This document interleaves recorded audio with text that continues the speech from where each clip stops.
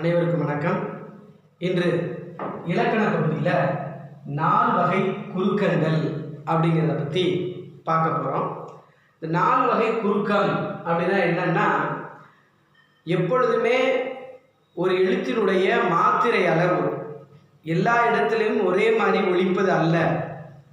அது சில நேரங்களில் குறைந்து ஒலிக்கக்கூடிய நிலையில் இருப்பதை குறுக்கம் என்று சொல்கிறோம். அவைதான் குறுக்கங்கள். இயல்பான மாத்திரை அளவிலிருந்து குறைந்து ஒலிப்பதை குறுக்கம் என்று சொல்கிறோம். அப்படி சார்பெடுத்து 10 வகையில் 4 குறுக்கங்கள் இருக்கின்றன. 4 வகை குறுக்கங்கள். அது என்னென்ன? ஐகார குறுக்கம், ஔகார குறுக்கம், மகர குறுக்கம், ஆயுத குறுக்கம் எனப்படும். அதுதான் 4 வகை குறுக்கங்கள். இது 7ஆம் வகுப்புல, இது இயல் 2ல் இருக்கிறது. 4 வகை குறுக்கங்கள்: ஐகார குறுக்கம், ஔகார குறுக்கம், மகர குறுக்கம், ஆயுத குறுக்கம் என்பதை பற்றி தான் இந்த பதிவில் நம்ம பார்க்க போகிறோம். ஐகார குறுக்கம் அப்படின்னா ஐ என்ற எழுத்து, ஐ, கை, பை, இந்த எழுத்தை கவனித்து பார்த்தோம்னா தெரியும். இதை நம்ம ஒலிக்கும் போது அதனுடைய 2 மாத்திரை அளவில் முழுமையாக ஒலிக்கின்றது. 2 மாத்திரை அளவு. மாத்திரை ஐக்கு எவ்வளோ மாத்திரை? 2 மாத்திரை அளவு.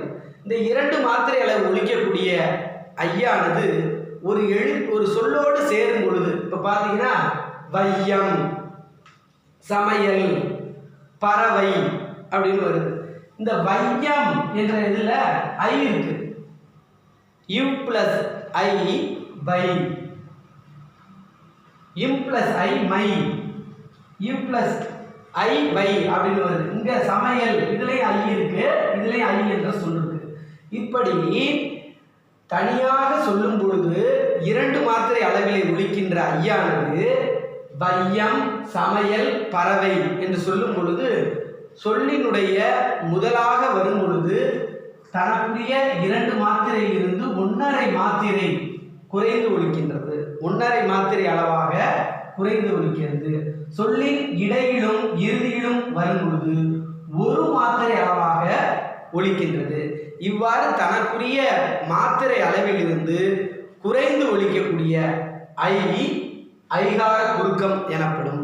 இது நல்லா நினைவில் வச்சுக்கணும். சொல்லின் முதலில் வரும்போது 1.5 மாத்திரை அளவும், சொல்லின் இடையிலையும் கடைசியிலையும் இறுதியிலையும் வரும்போது 1 மாத்திரை அளவும் ஐகாரம் ஒலிக்கின்றது. அதுவே ஐகார குறுக்கம் எனப்படும். அடுத்தது ஔகார குறுக்கம். ஔ, கவ் என்று சொல்லும் பொழுது, தனியாக சொல்லும்போது தனக்குரிய மாத்திரை அளவிலே அவை ஒலிக்கின்றது. இந்த ஐகாரம் தனித்து வரும் பொழுது தனக்குரிய 2 மாத்திரை அளவிலேயே முழுமையாக ஒலிக்கின்றது. அவுக்கு 2 மாத்திரை, தனக்குரிய மாத்திரை அளவிலே ஒலிக்கின்றது. ஆனால் ஔவையார், வவ்வா என்று வரும் பொழுது தனக்குரிய மாத்திரை அளவிலிருந்து குறைந்து ஒலிக்கின்றது. 1.5 மாத்திரை அளவாக குறைந்து ஒலிக்கின்றது. அப்படி குறைந்து ஒலிக்கக்கூடியதனால் இது ஔகார குறுக்கம். இது சொல்லின் முதலில் மட்டுமே வரும். ஔ, கவ் எல்லாம் சொல்லின் முதலில் மட்டுமே, இறுதியிலும் இடையிலேயும் வராது. ஔகார குறுக்கம் சொல்லின் முதலில் மட்டுமே வரக்கூடியதாக இருக்கிறது. அடுத்தது பாருங்க, மகர குறுக்கம். மகர குறுக்கம் வந்து இம் என்ற எழுத்து தனக்குரிய அறமாத்திரை அளவு, அம்மா, பாடம், படித்தான், இது மாதிரிலாம் வரும் பொழுது தனக்குரிய அறமாத்திரை அளவிலேயே ஒலிக்கின்றது. அறமாத்திரை இம் என்ற ஒற்று எழுத்துக்கு அதான் மகர குறுக்கம். இதுக்கு வந்து அரை மாத்திரை அளவு. ஆனால் வளம் வந்தான் என்ற வார்த்தையை கவனிச்சு பார்க்கும்போது இம் என்ற மகரத்தை அடுத்து மகர எழுத்து வந்தால் தனக்குரிய அறமாத்திரை அளவிலிருந்து 1/4 மாத்திரை அளவாக குறைந்து ஒலிக்கின்றது. இவ்வாறு தனக்குரிய அரை மாத்திரையிலிருந்து 1/4 மாத்திரை அளவு குறைந்து ஒலிப்பது மகர குறுக்கம். அடுத்து பாருங்க, போலும், மருளும். இது செய்யுள் ஓசை சீரமைப்பதற்காக போன், இன்னுக்கு பக்கத்துல இம் வரும். அதாவது ரன்னகரம், இது ராவ எடுத்து வருவதனால இது ரன்னகரம் என்று சொல்கிறாங்க. மரும், இது தன்னகரம். இது செய்யுள் ஓசையை சீரமைப்பதற்காக எப்படி எழுதப்படுகிறது. இவ்வாறு மகரம் வரும் பொழுது தனக்குரிய அரை மாத்திரை அளவிலிருந்து கால் மாத்திரையாக குறைந்து ஒலிக்கும். இப்படி கால் மாத்திரை அளவு குறைந்து ஒலிப்பதனால் இதை மகர குறுக்கம் என்று சொல்கிறார். புரியுதுங்களா? அடுத்தது ஆயுத குறுக்கம். ஆயுத எழுத்து நமக்கு தெரியும். அக்கன்னா அது ஆயுதம், அகுது எஃகு. இப்படி தனக்கு தனித்து வரும் பொழுது அரை மாத்திரை அளவு, தனக்குரிய அரை மாத்திரை அளவுல அந்த கண்ணா ஒலிக்கின்றது ஆயுத எழுத்து.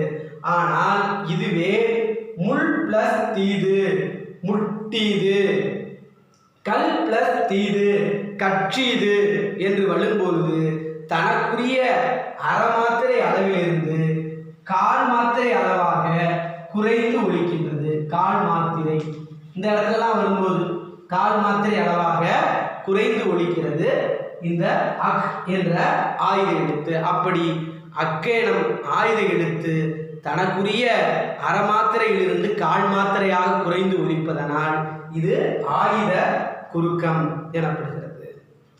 பேரன்பு மிக்கவர்களே, பெரியவர்களே, இன்று நாம் 4 வகை குறுக்கங்கள் பற்றி பார்த்திருக்கிறோம். ஐகார குறுக்கம், ஔகார குறுக்கம், மகர குறுக்கம், ஆயுத குறுக்கம். குறுக்கம் 4 வகைப்படும் அப்படிங்கிறத மனதில் வச்சுக்கணும். ஐகார குறுக்கம், ஔகார குறுக்கம், மகர குறுக்கம், ஆயுத குறுக்கம்.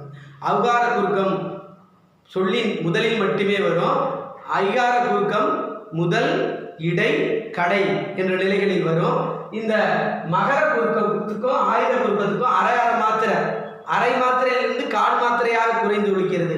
ஆனால் இது நெடில் ஐகாரமும் ஔகாரமும் 2 மாத்திரை அளவில் இருந்து 1.5 மாத்திரையாகவும் 1 மாத்திரையாகவும் ஐகாரம் ஒலிக்கின்றது.